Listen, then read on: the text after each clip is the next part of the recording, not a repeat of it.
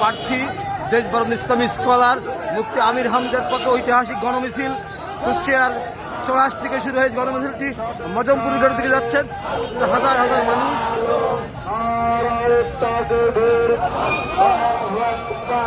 আমার তোমার মার্কা গাড়ি মার্কা, কুষ্টিয়াবাসীর মার্কা গাড়ি পালা মার্কা, সারা বাংলার মার্কা গাড়ি পালা মার্কা। নারায়ে তাকবীর, আল্লাহু আকবার। আল্লাহর আইন চাই, সৎ লোকের শাসন চাই, সৎ লোকের শাসন চাই।